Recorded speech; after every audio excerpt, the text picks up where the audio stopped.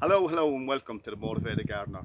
This video is about beetroot, and as you can see I've beetroot jam-packed, crammed into this small little space behind me just to prove a high yield can be still produced from a small space. Okay, so beetroot is related to char, perpetual spinach, sugar beet and of course annual spinach. Beetroot basically are trouble-free in terms of disease and pests.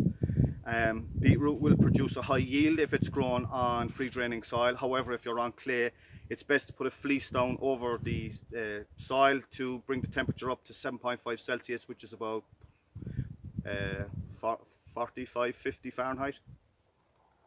Okay, so once germination takes place and life begins, you basically have to decide then at that point, because one little corky seed has 3 or 4 seeds inside in it.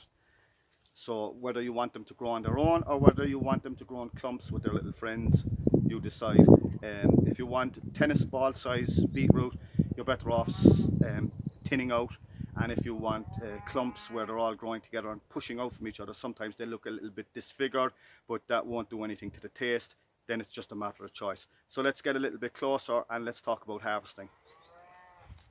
Actually, there is one problem with beetroot, and very reminiscent of me not to mention it just there, and that is that if there is a lack of boron in your soil, then you'll have black or brown patches in the beetroot itself. So that's how you diagnose it.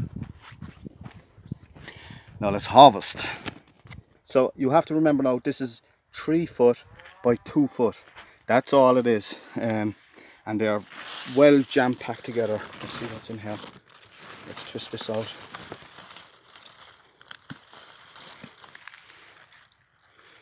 You know, that's close enough to tennis ball. See, you can look at that. We'll have this one really twist that guy out.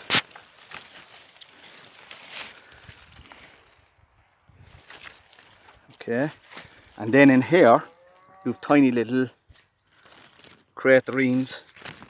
Remember now, this was done on purpose, guys, so and this is another small one. So basically that's basically enough for now. We'll allow the rest to. One second, we take this guy as well.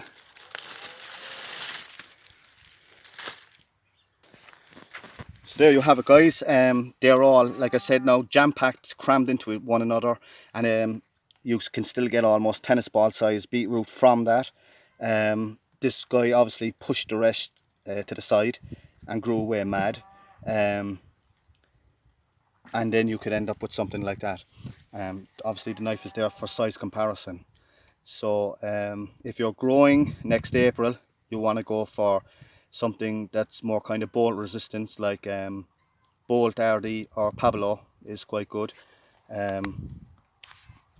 So that's kind of more or less it with the beet. Now it's July, and I mentioned earlier on that I just wanted to discuss something else before I sign off. Okay, so these are potatoes. This is only just a small little raised bed. And if any of you are kind of new to potato growing, you'll see a lot of that growing at this time of year. So if you have children and they think that it's some sort of fruit, you basically want to remove them, because what they are is, after a potato flowers, they produce these little fruits, and inside in them there's a lot of seed, and they're very toxic. I don't know, miners around your potatoes this time of year, if they're used to picking fruit off vines and consuming them, just be careful of that. Alright guys, thanks for watching as always, and we'll catch you on the next one.